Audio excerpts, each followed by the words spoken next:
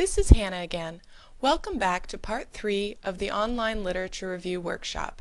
In this part of the workshop, we are going to start talking about actually doing searches in the scholarly literature. In this section on searching, I will be talking about what databases are, showing some examples of the databases and how to be a savvy database searcher, how to manage your results and papers once you find them, and how to get more help with this whole process. One way to define a database is as a collection of information that has been organized with specific access points. For example, a phone book is a database.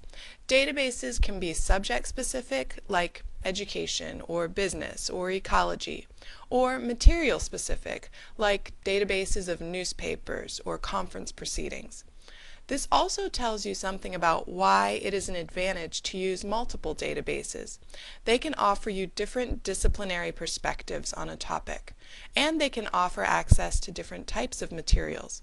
Some database vendors, like publishers for the database world, such as EBSCOhost or FirstSearch, offer the option of searching across the databases they provide.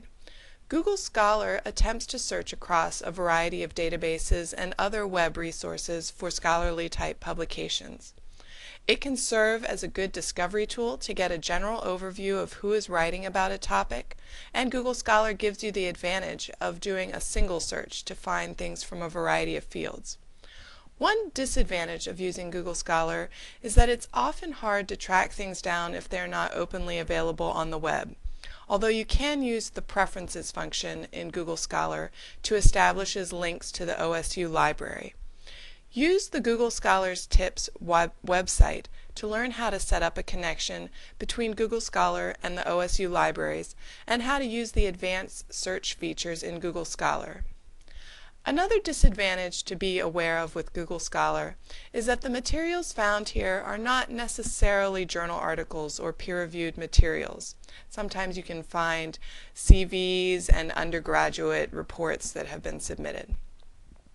Finally, it's not clear, because Google keeps it a secret, just what this search engine searches and what it doesn't. One side note, if you find articles in Google Scholar that ask you to pay for access to the articles, stop. First, check our library to see if we have the article. Most of the time we have access to what you need. If we don't have the article, you can still request it through interlibrary loan from another library. Interlibrary loan articles typically arrive as PDFs within 3 to 5 business days. A major advantage of using the databases purchased by OSU for student and faculty use is that they offer very sophisticated search tools compared to the open web search engines. While many of the databases have slightly different designs, most of them have similar features that are meant to assist you in improving your searches. I will show you 2 ways you can improve a basic keyword search by narrowing by subject terms and limiting to a particular document type. Let's look at an example from the ERIC database, an education database. I will be using this database just as an example. Many of the features can also be found in other subject databases we subscribe to as well.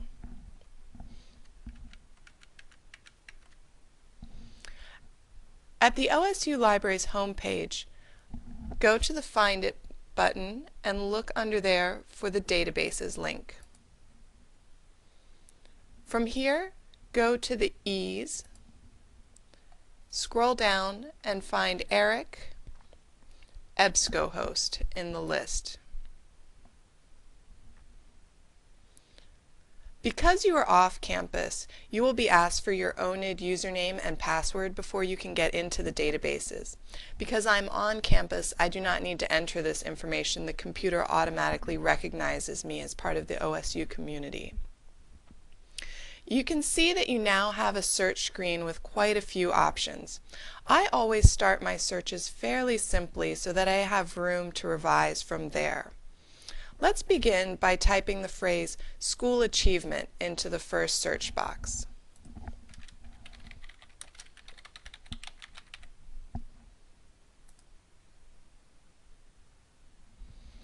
We get back over 74,000 results. This is more than I would ever be able to process or read through, so let's refine our search some more.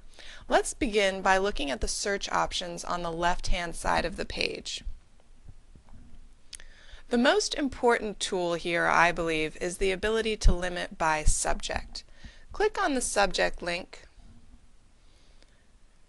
and you can now see that the main subjects covered in this area are represented. I'll click on Show More so that you can see all of the things in the list. I use these subject keywords in a number of different ways.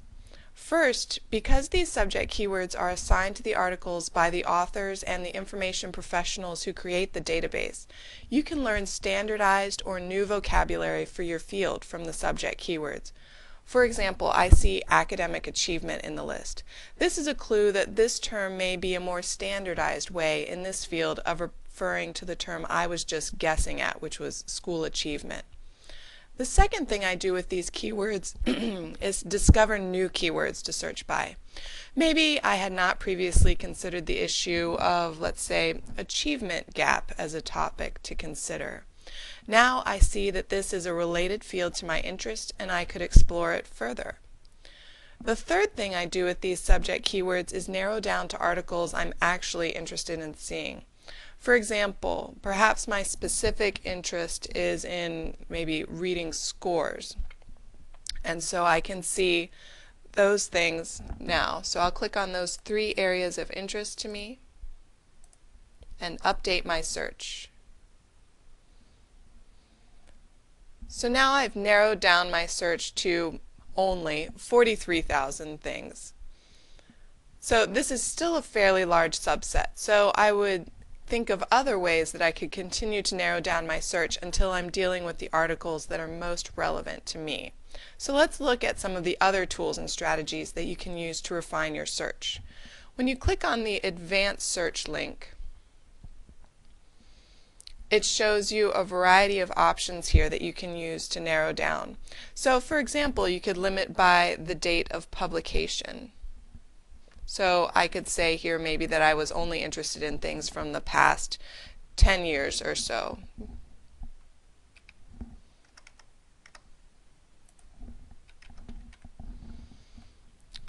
I could also select the educational level of the subjects. So perhaps it's the early childhood education sector that I'm interested in.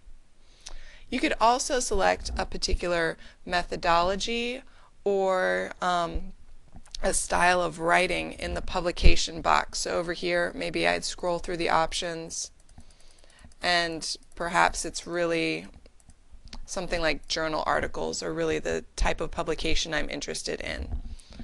So let me update my search here. And now I have a much smaller subset to work with than I had before. While limiters like educational level are specific to an education database, obviously, other subject databases will have similar limiting functions. Now would be a good time to practice using some of these advanced techniques yourself. Pause the presentation and go to the library's homepage. Click on that Find It button and then the Databases link and choose a database in your subject area. Explore some of the advanced features I mentioned, such as narrowing by subject keywords, limiting by date, and choosing a particular document type. Then restart the presentation and we'll cover some advanced features in another type of database. Welcome back. Another type of database is a citation index. We talked about citation searching earlier as the way to find out who else has cited a particular paper since it was written. Some really powerful databases capitalize on the idea that scholarly works end up becoming interconnected because of their citation connections to each other and allow you to search for articles in that way. The database Web of Science, also known as the Social Science Citation Index or Science Citation Index, is the best database for finding these connections. Let's walk through using this database. Back here at the library's homepage again, let's begin by clicking on the Find It button, choosing Databases, And then because we know the name of the database we want to go to, Web of Science, we'll use the W and then scroll down till we find Web of Science. Again, if you are off campus, you will need to enter your ONID information before you can access this database. Before beginning your search, let's be sure to select the index you are particularly interested in searching. So I'm going to continue with my more educational theme. So down here under Citation Databases, I will just choose the Social Sciences Citation Index. If you're in a more multidisciplinary area, it's fine to leave both of those databases selected. There are a number of different ways to search in this index, the most obvious being by topic. However, since citation searching is what makes this database so powerful, let's try that out. Click on the Cited Reference Search link. Based on one of the articles I found in the previous school achievement search in ERIC, I'm going to search for the author Suzanne Hitty. And I'm going to use the format that they suggest here. It's often safest to use a wildcard for the person's first name because initials are more frequently used in this database.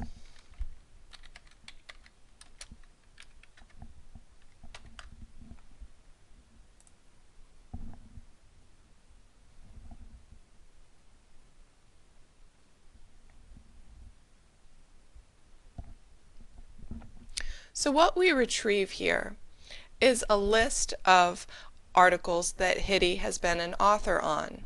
So sometimes she was the second author or the third author in these cases, and the ones below here are the ones that she was the first author on. So the article I was looking at in ERIC was the one written in 2001 here that was in Educational Psychology Review. You can already see here that it's been cited 60 times. So I'm going to click on View Record to see that article and some more information about it. So if I click on this time cited number, it takes me to those lists of articles that have cited her paper since she wrote it in 2001. So it's thus creating that web of science. So in theory, the papers that have cited hers are likely to belong to a similar subject area, and so they would be things that would be interesting for me to follow up on. Just a couple of notes. Papers need to have been available for a little while in order to be cited. So searching for something that was written, for example, in 2010 will not have as many citations as something that was written in 2001.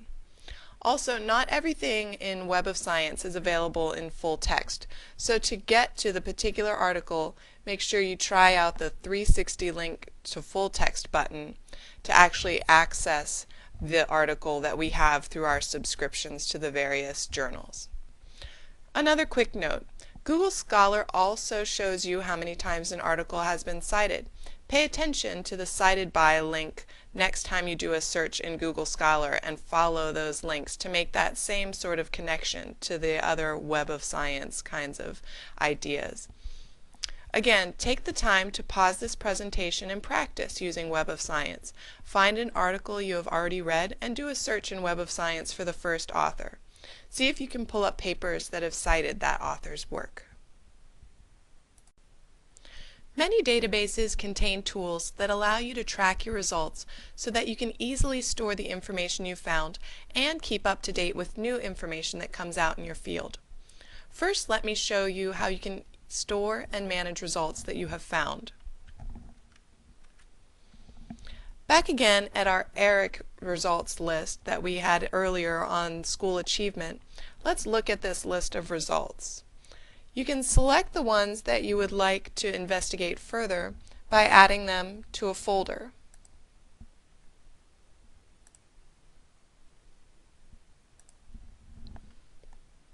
Once you're done searching, you can go up to your folder view to see the articles that you've saved during your search. From here, you can choose to either print those out, email them, save them to yourself, or export them to a bibliographic management software program like EndNote. These things are common across many, many databases.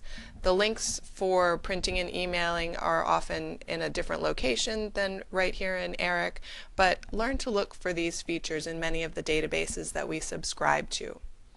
The most common thing that I do from here is email the articles to myself or to others so that I can store them using my own system on my own computer.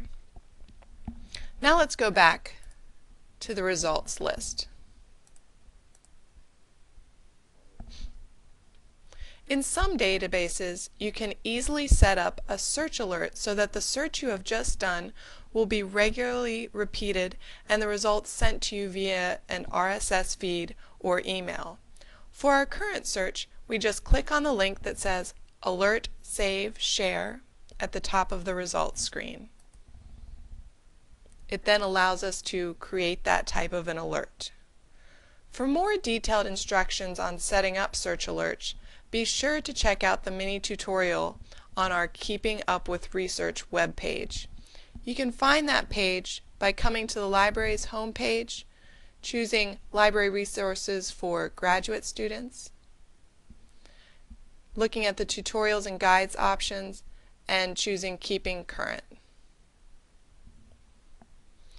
Other useful tools and strategies for tracking your work and saving yourself time include printing out your search history before you exit a database or keeping a written search log or journal of what databases you have searched and what terminology and limiters you may have used in that particular search.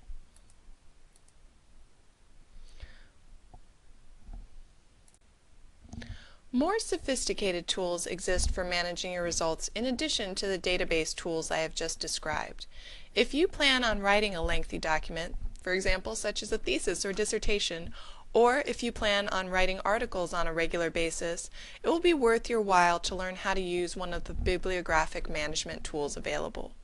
These tools not only help you keep track of the materials you are reading and collecting, but also can really simplify formatting of in-text citations and bibliographies or reference sections of your written documents. Although there is no campus-wide license for any of these products, you can purchase EndNote through the campus bookstore at a reduced cost. Also, as long as you are affiliated with OSU, you can set up and have access to the web-based version of EndNote through our subscription to Web of Science. So that one is called EndNote Web, and again, it's free to you while you're a student here. One of our librarians has created a guide for using EndNote, which I have linked to here, and I'll show you where that link lives in just a second. Another free bibliographic management option is Zotero. Zotero has excellent tutorials on their website that can help you learn to get started using them. And again, I have a link to some tutorials that have been created here at our library for using Zotero. So let me show you those links here.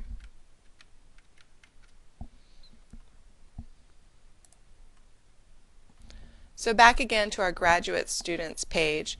Under Tutorials and Guides, you can find the link for the EndNote tutorial as well as the Zotero tutorials.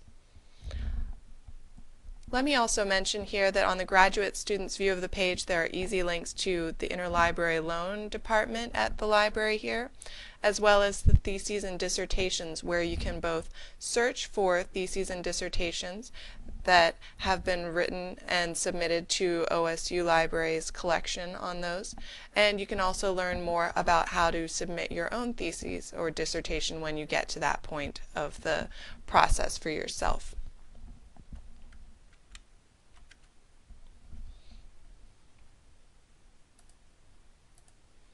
This is the end of part 3. In this section on searching and managing results, hopefully you learned something new about what databases are. You were showed some examples of how to do more advanced database searching, how to manage your results and papers once you find them, and how to get more help with this whole process. We'll see you again back in part 4.